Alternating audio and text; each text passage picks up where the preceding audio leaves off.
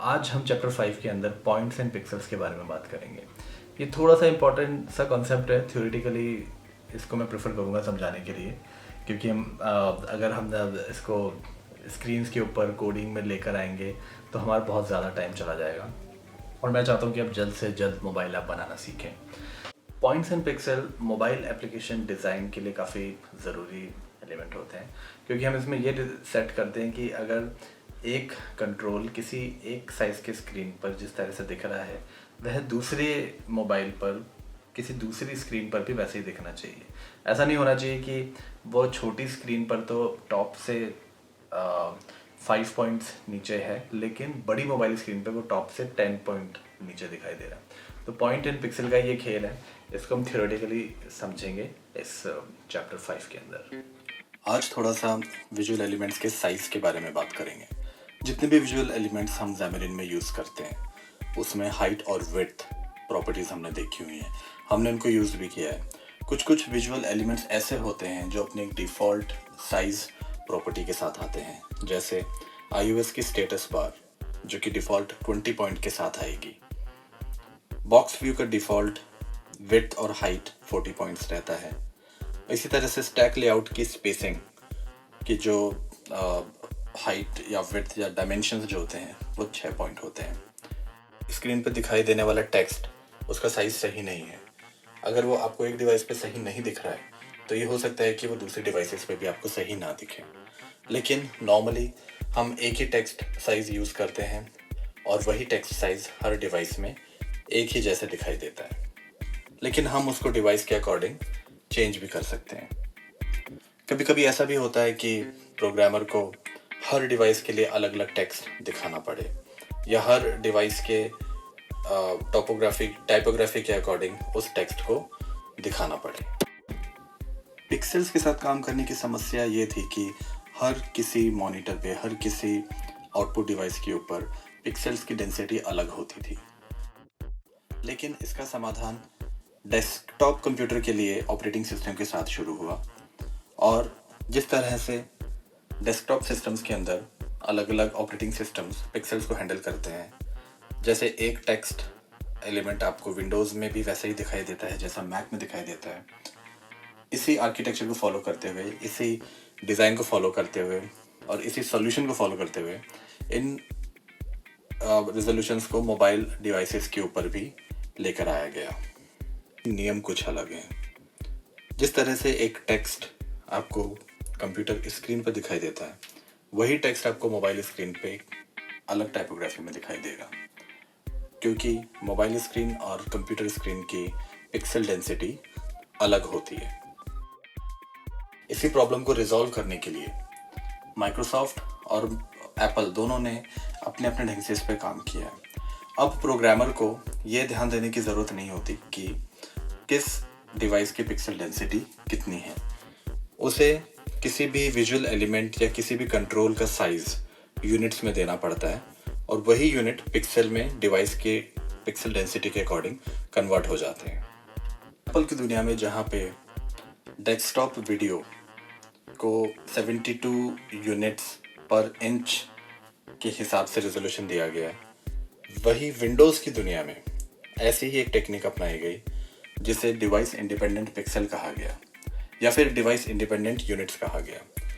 Mobile devices का architecture अलग होता है तो रूल यहाँ पे अलग लगा। पिक्सल डेंसिटीज़ मोबाइल फ़ोन्स में डेस्कटॉप डिस्प्ले से ज़्यादा होती हैं और इस वजह से जो भी टेक्स्ट एलिमेंट हमारे मोबाइल स्क्रीन पे दिखता है वो श्रिंक होके दिखाई देता है। यानी कि ज़ैमरिन में अगर मैं कोड कर रहा हूँ एंड्रॉयड के लिए और उसी कोड को अगर मैं iOS के ऊपर भी रेंडर करूँगा तो मुझे एक टेक्स्ट एलिमेंट उसी जगह पर दिखाई देगा जहाँ पर वो iOS के मोबाइल में दिखाई। विजुअल एलिमेंट्स में जितने भी टेक्स्ट से संबंधित कंट्रोल हमारे पास होते हैं, हम उनके लिए फ़ॉन्ट ज़्यादातर सेट करते हैं। फ़ॉन्ट्स के अंदर हम फ़ॉन्ट फैमिली सेट करेंगे, फ़ॉन्ट साइज सेट करेंगे या फ़ॉन्ट एट्रीब्यूट्स जैसे कि बोल्ड, इटैलिक, अंडरलाइन हम सेट करेंगे। फ़ॉन्ट साइज़ जनरली हमारे पास एक डबल वैल्यू होती है, डबल टाइप वैल्यू होती है। जहाँ पे हम फ़ॉन्ट साइज़ सेट करते हैं। ज़ैमरिन में हमें फ़ॉन्ट के लिए DPI, सेंटीमीटर या इंचेस देने की ज़रूरत नहीं होती जैसा हम HTML या CSS में देते हैं। यहाँ पर सिर्फ हमें फ़ॉन्ट का नंबर देना होता है। फ़ॉन्ट एट्रीब्यूट्स में हम bold, italic, underline, none attributes देते हैं। अगर हमें 2 एट्रीब्यूट्स एक साथ देने हैं तो हम बोल्ड या इटैलिक को एक साथ भी किसी टेक्स्ट एलिमेंट के ऊपर अप्लाई कर सकते हैं। फ़ॉन्ट्स हम अलग अलग डिवाइसेस के लिए भी सेट कर सकते हैं। तो एंड्रॉयड में अगर एक लेबल के लिए मुझे वर्दाना फ़ॉन्ट देना है तो उसी लेबल के लिए मैं iOS में तहमा फ़ॉन्ट भी दे सकता हूँ। ये इतनी इंडिपेंडेंस, इतनी फ्रीडम हमारे पास है ज़ैमरिन में।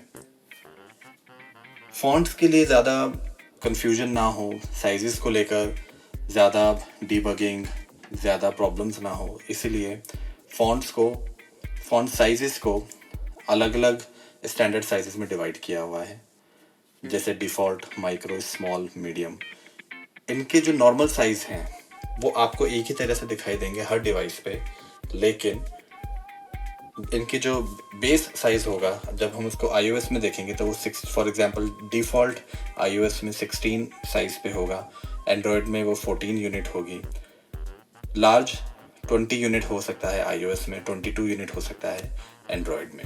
तो इस तरह से फ़ॉन्ट्स के स्टैंडर्ड साइज़ बना रखे हैं। कस्टम फ़ॉन्ट भी हम यूज़ कर सकते हैं। अगर कोई ऐसा फ़ॉन्ट है जो ज़ैमरिन में अवेलेबल नहीं है तो हमें सिर्फ उस फ़ॉन्ट की TTF file, true type font file की ज़रूरत पड़ेगी। उसे हमें इंपोर्ट करना है अपने ज़ैमरिन प्रोजेक्ट में, उसका रेफरेंस देना है और हमें वो अपने प्रोजेक्ट में यूज़ कर लेना है। फ़ॉन्ट आइकन्स भी हम यूज़ कर सकते हैं। जनरली हम फ़ॉन्ट आइकन्स यूज़ करते हैं विंडगिंग्स फ़ॉन्ट के, लेकिन इसके अलावा आज हमारे पास ग्लिफ फ़ॉन्ट्स भी हैं जिसको हम यूज़ कर सकते हैं। हमें सिंपली ग्लिफ आइकन्स की फ़ाइल इंपोर्ट करनी है और उसके फ़ॉन्ट्स हमें यूज़ करने हैं। इसके अलावा अगर थोड़ा और डिटेल में जाएं, मेट्रिक साइज़ देखें तो iOS में 160 यूनिट्स का मतलब होता है 1 इंच, वही एंड्रॉयड में भी 160 यूनिट्स का मतलब होता है 1 इंच। सेंटीमीटर के अंदर देखें तो 64 यूनिट्स का मतलब 1 सेंटीमीटर, और एंड्रॉयड में भी 64 यूनिट्स का मतलब 1 सेंटीमीटर होता है। हम कोड लिख सकते हैं ये देखने के लिए कि बॉक्स व्यू अलग अलग डिवाइसेस पर किस तरह से दिखता है। सिंपली हमने एक बॉक्स व्यू डिक्लेयर किया, उसके विड्थ, हाइट, हॉरिजॉन्टल ऑप्शन और वर्टिकल ऑप्शन सेट किए। कोड रन कर देना है आपको, और आपको एंड्रॉयड एमुलेटर और iOS एमुलेटर के ऊपर चेक करना है। आपको दोनों तरफ बॉक्स व्यू का साइज़ विड्थ वाइज और हाइट वाइज एक ही जैसा दिखाई देगा।